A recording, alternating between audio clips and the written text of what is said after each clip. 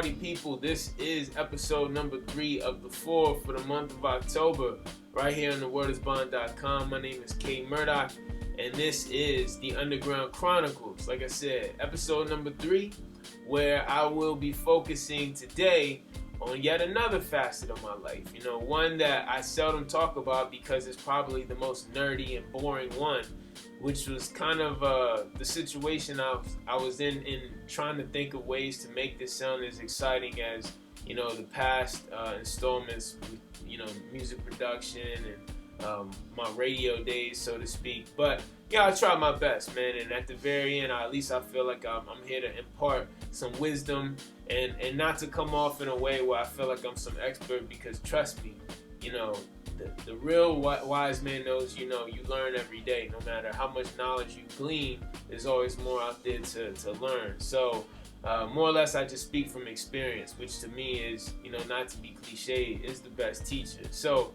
that being said, we want to talk about audio engineering, and you know, and that involves, you know, recording, mixing, mastering, which are, you know, three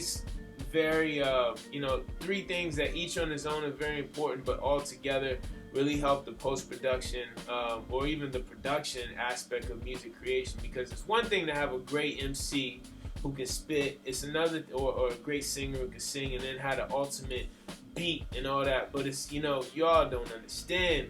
Like, it's all in the mix. You can have all those elements, but if it's not put together, it's not mixed and polished correctly, it can sound like shit, to be very frank. You know, it's all in the mix. It can really make a difference in how things sound. So, you know, just wrote a few notes down on things I like to get into real quick, you know. So once again, you know, audio engineering, like I said, really, to break it down, it comes into question when you're recording a song, when you're mixing it, and when you're mastering it.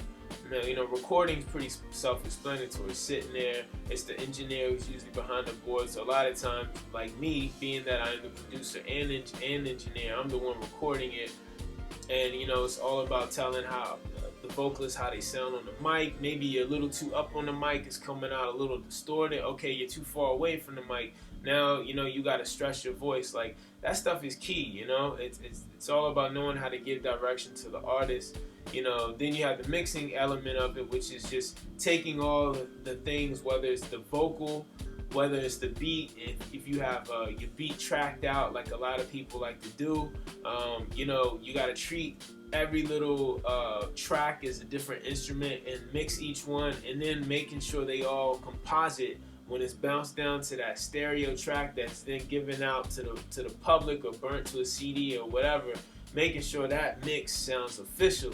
And then last but not least, what a lot of people forget to do, you know, because it may not be an accessible thing for most people, but, you know, having a good mix is great, but getting your stuff mastered is key. You know, and the mastering really can clean up a lot of things, but it's more tailored towards bringing out the sound and stuff. And it makes a world of difference. It's a lot more than just making sure the volumes on stuff are loud enough. It's about making sure that little things in the background sound a little bit louder, they're brightened up. Maybe things are a little too loud, so you compress it down a little bit, but you don't want to make it sound too compressed. I mean, I don't want to get too into the technical stuff because it's very, very involved, but it makes a world of difference. And I tell everyone out there, you know what I mean, as an artist who knows how it was to get stuff mastered and how expensive it is, when I master, I charge artist-friendly rates, you know what I mean, because as an artist, to do anything less or more would be uncivilized, so to speak. But, you know, just to give you guys some great examples of people who are really good at mixing and the whole engineering thing, you know, one of the most famous ones, I think, in hip-hop was a guy named Bob Power. You know, Bob Power, most notably known for the Tribe Called Quest song when, you know, Q-Tip is like, "Bob Power, are you there? Yeah? Adjust the bass and treble, make my shit sound clear, clear, clear," which is on the Chase Part 2 off Midnight Marauders, my favorite hip-hop album of all time. That's a whole nother subject. So, you know, Bob Power, you know, Grammy winner, he's done stuff with The Roots, Tribe Called Quest, Erykah Badu is kind of really involved in that whole native tongues kind of era, and he's still doing stuff today. But you know, when I had to pick one album that I feel like is a blueprint on how things should sound, as far as like everything sounding really rich and just mixed perfectly and well, I mean perfectly engineered. The blueprint album for me is, you know, no surprise after last week I was gawking and talk about, you know, how cool the experience was with meeting Quincy Jones, that it didn't actually be a Quincy Jones produced record, but the person who really put the garnish on it, you know what I mean? And Quincy would be the first one to tell you, it was Bruce Wadeen, who was the engineer behind the album. This guy is a Grammy-nominated legend who's done just like Quincy. He's mixed albums of all genres, you know what I mean? Back to Count Basie in the jazz era, to, you know, you name it, to the modern pop era. And obviously Thriller was probably one of his most known, the most highest selling album of all time in the world. So, you know, it definitely will help get your name out there. But go back and listen to the sonics of that album. Put on some headphones, you know what I mean, for those out there, and really listen to how rich it sounds. And the crazy thing is, the album is over 25 years old now, and it still sounds fucking amazing. Like, you can make out every little thing going on in there, but nothing sounds too loud. It all sounds great in the mix. And to me, that's the true testament of getting a good mix. And it's a challenge that as an engineer you go through all the time, because it's like you want certain things to stand out, but you don't want them to be too overbearing. And you know, it's a lot of learning. And you know, that leads me to my next point. You know, going to school versus just trial by fire. I didn't go to school for this. Well, I did. I went to school for radio production, which, you know, tells you a lot about, you know, the mechanics of audio and music and all that stuff, but it was more geared toward radio. I learned the engineering kind of by working at my gig as an audio engineer, XM Radio. And even though I was producing stuff for radio, a lot of that stuff we did, we treated like we were doing music. And actually, a lot of the guys I work with, backgrounds were music engineers. And, you know, there's even a guy I work with who had won a Grammy before for engineering a country album, which is crazy. But, you know, I learned so much just from listening to how other people mix and you know, record their sounds.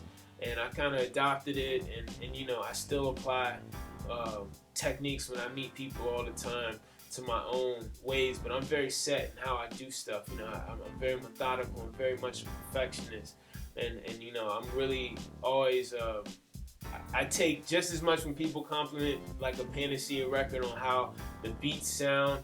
When people say, yo, everything sounded really vibrant and really like colorful, I take that as a you know, a pat on the back for the engineering. And you know, the engineering in me feels, it smiles, you know what I mean, because it's a tough situation to try and do sometimes. But one thing I say to people, you know, when you really want to just listen to some music and hear how it's engineered, go get a jazz record, because you know, you're dealing with live instruments, which is a lot different than when you have you know, stuff that's like a hip-hop track. You know, live instruments always present their own challenges, but if you mix it right, the rewards are amazing. And the sonics that come through, the warmth of the tones and the sound, it's just no comparison. And then when I think of like some modern hip hop stuff, my homie Nicolay does a pretty good job, man. Not even a pretty good, he does an awesome job, you know, with engineering a lot of his tracks and having a background very similar to mine, you know, with music and knowing how to get the best out of his sound. Like particularly the Foreign Exchange records are some of the best mixed albums I've heard. So go and check those out. They actually just dropped a new album called Authenticity. Go and cop that. Support some good independent, you know, music right there. So yeah, y'all, I think that'll pretty much do it for this one. Talk more than enough. And yeah, I guess till next time, you know, next week will be it. It'll be the finale. And then you know, on to the next one. But I thank you guys for your time. Hopefully I didn't ramble too much. And you know, stay tuned and keep it locked right here. TheWordIsBond.com. My name is K-Murdock. Peace.